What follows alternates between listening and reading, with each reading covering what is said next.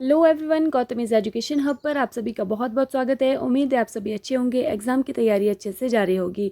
आज है 20 अगस्त 2024 और आज की करंट अफेयर की क्लास आप लोगों के सामने। क्लास शुरू करने से पहले आप लोगों से छोटी सी रिक्वेस्ट, अगर आप लोग चैनल पर नए हैं तो प्लीज़ चैनल को सब्सक्राइब कीजिएगा। वीडियो अगर अच्छी लगे तो लाइक कीजिएगा और ज़्यादा से ज़्यादा शेयर कीजिएगा। पहला क्वेश्चन हम देखते हैं, हाल ही में विश्व संस्कृत दिवस कब मनाया गया है? ऑप्शन हैं 18 अगस्त, 19 अगस्त, 20 अगस्त या फिर इनमें से कोई नहीं। सही आंसर हमारे पास होने वाला है ऑप्शन नंबर बी, 19 अगस्त को। ठीक है, तो विश्व संस्कृत दिवस, संस्कृत आप लोग जानते हैं कि ये लैंग्वेज है।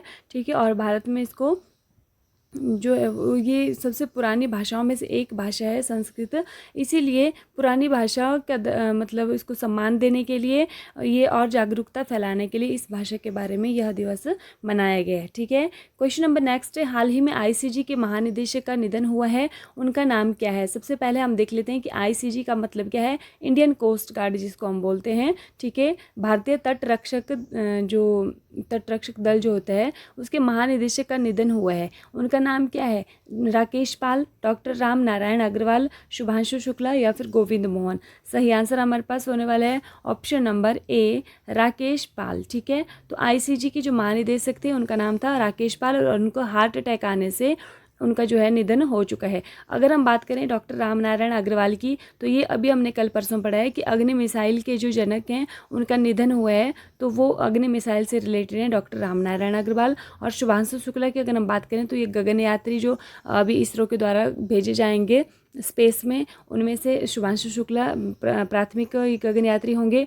और गोविंद मोहन कौन है? ये हमारे भारत के जो गृह सचिव बने हैं, गोविंद मोहन जी बने हैं। ठीक है, हाल ही में किस देश ने अनिवार्य सैन्य सेवा पुनः लागू की है? ऑप्शन हैं लातविया, क्रोएशिया, यूक्रेन या फिर इनमें से कोई नहीं। सही आंसर हमारे पास होने वाला है ऑप्शन नंबर बी, क्रोएशिया। ठीक है, तो पुनः लागू किया मतलब पहले लागू की थी, फिर बीच में बंद कर दिया था और अब इसको फिर से लागू कर दिया गया है अनिवार्य सैन्य सेवा को। क्वेश्चन नंबर 4 है, हाल ही में किस देश ने हैजा प्रकोप की घोषणा की है? ऑप्शन हैं स्वीडन, दक्षिण अफ्रीका, सूडान या फिर इनमें से कोई नहीं। सही आंसर हमारे पास होने वाला है ऑप्शन नंबर सी, सूडान। ठीक है, हैजा प्रकोप की यहाँ पर घोषणा हुई है, कहाँ पर? सूडान के अंदर। सूडान की राजधानी की अगर हम बात करें तो उसकी राजधानी का नाम है खार्तूम। ठीक है, और देखिए ये जो हैजा है ये कैसे, ये बैक्टीरिया से फैलने वाली बीमारी है।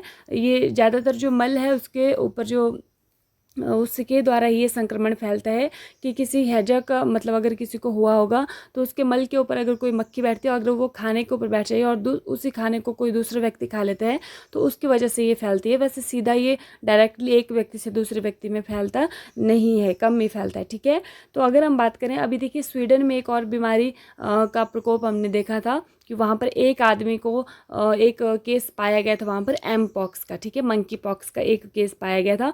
कहाँ पर फैला है ये मंकी पॉक्स? अफ्रीका के अंदर। तो स्वीडन का जो व्यक्ति है वो कहाँ घूमने गया था? अफ्रीका घूमने गया था और वहाँ से एक व्यक्ति के अंदर जो है वो एम पॉक्स का लक्षण पाए गए हैं। ठीक है, तो सूडान में हैजा प्रकोप की घोषणा। और हैजा जो है ये कौन से बैक्टीरिया से होने वाली बीमारी है, ये भी आप लोगों को याद रखनी है। हाल ही में किसने वेस्टर्न इंडिया बिलियर्ड्स फाइनल जीता है? ऑप्शन हैं सौरभ कोठारी, पंकज अडवाणी, सुमित अंतल या फिर इनमें से कोई नहीं। सही आंसर हमारे पास होने वाला है पंकज अडवाणी। ठीक है, वेस्टर्न इंडिया बिलियर्ड्स फाइनल इन्होंने जीता है, पंकज अडवाणी ने। ठीक है, बिलियर्ड्स के प्लेयर हैं ये पंकज अडवाणी। ठीक है, सुमित अंतल कहाँ आपने पढ़ा है? सुमित अंतल जो हैं ये पैरालंपिक में ध्वजवाहक होने वाले हैं उद्घाटन समारोह में। सुमित अंतल और भाग्यश्री जाधव, ये भी आपको पता होना चाहिए। और सुमित अंतल जो हैं ये भाला फेंक के खिलाड़ी हैं। हाल ही में किस देश में स्थित शिवलुच ज्वालामुखी में विस्फोट हुआ है? ऑप्शन हैं रूस, जापान, इंडोनेशिया या फिर इनमें से कोई नहीं। सही आंसर हमारे पास होने वाला है ऑप्शन नंबर ए, रूस। ठीक है, क्या नाम है ज्वालामुखी का? शिवलुच ज्वालामुखी। तो इसमें विस्फोट हुआ है तो रूस के जो पूर्वी तट पर है और यहाँ पर एक जो पैसिफिक ओशियन है। ठीक है, तो पैसिफिक ओशियन में रिंग ऑफ फायर आप लोग जानते हैं कि अग्निवलय यहाँ पर है, तो इसीलिए यहाँ पर जो विस्फोट होते रहते हैं। तो अभी कौन से इसमें ज्वालामुखी में हुआ है? शिवलुच ज्वालामुखी में हुआ है, रूस के अंदर हुआ है। ठीक है, हाल ही में किस राज्य के राज्यपाल ने मुख्यमंत्री के खिलाफ मुकदमा चलाने की मंजूरी दी है? ऑप्शन है आंध्र प्रदेश, महाराष्ट्र, गोवा या फिर कर्नाटक। सही आंसर हमारे पास होने वाला है ऑप्शन नंबर डी, कर्नाटका। ठीक है, तो कर्नाटका के राज्यपाल ने वहाँ के मुख्यमंत्री के खिलाफ मुकदमा चलाने की मंजूरी दी है। अब देखिए कर्नाटक के जो अगर मुख्यमंत्री हैं उनका नाम है सिद्धरमैया और राज्यपाल कौन है यहाँ के? श्री थावरचंद गहलोत। ठीक है, तो ये कर्नाटक के मुख्यमंत्री और राज्यपाल हैं। ठीक है, तो अभी मामला क्या है कि इनकी जो मुख्यमंत्री हैं यहाँ के, इनकी पत्नी के पत्नी के नाम पर कुछ ज़मीन है, तो उसका विवाद है, चला हुआ है। ठीक है, कि इन्होंने जो है वो कम कीमत के बजाय ज़्यादा कीमत वाली ज़मीन जो है वो अपनी पत्नी के नाम पे करवा ली है। ठीक है, तो इस तरह से कुछ विवाद चला हुआ है, तो इसी के लिए इनके ऊपर मुकदमा चलाने की मंजूरी इनकी यहाँ के राज्यपाल ने दे दी है। हाल ही में शुक्राणु या अंडाणु दाताओं को बच्चों पर कानूनी अधिकार न होने का आदेश किस उच्च न्यायालय ने दिया है? ऑप्शन है हैदराबाद, बम्बई, कलकत्ता या फिर इनमें से कोई नहीं।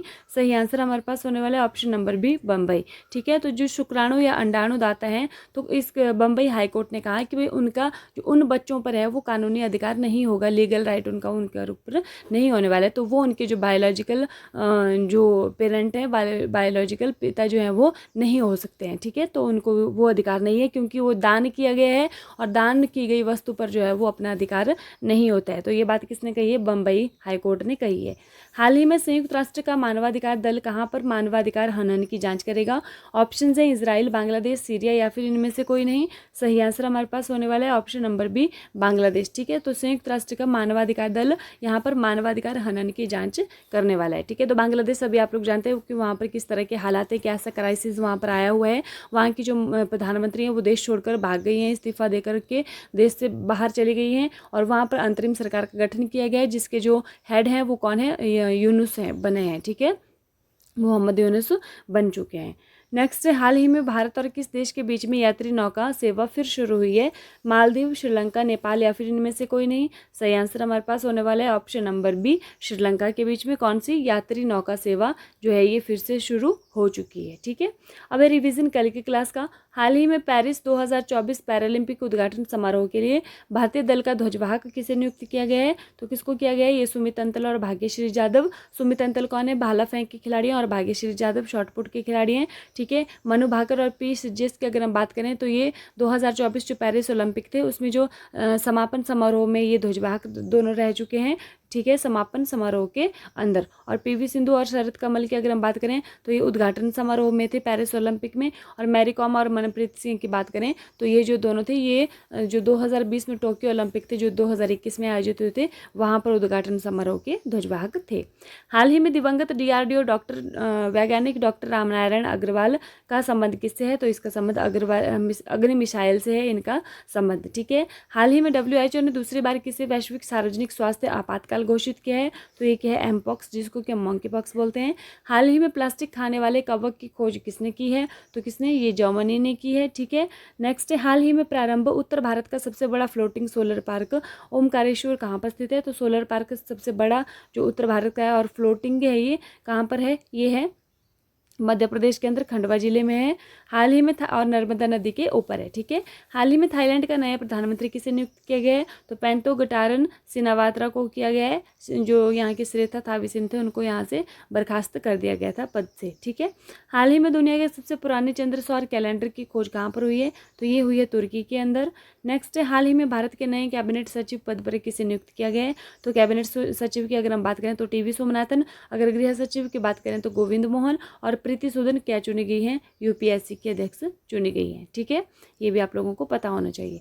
हाल ही में टाइफून एम्फिल से कहाँ पर भारी बारिश हुई है? तो कहाँ पर हुई है? ये हुई है जापान के अंदर। ठीक है, जापान में टाइफून इसको कहा जाता है जो चक्रवात होता है, और चीन में भी टाइफून कहा जाता है, और अमेरिका में हरिकेन और टोर्नेडो कहा जाता है, ऑस्ट्रेलिया में विली विलीज कहा जाता है, और कैरेबियन जो सी है वहाँ पर भी हरिकेन इसको कहा जाता है।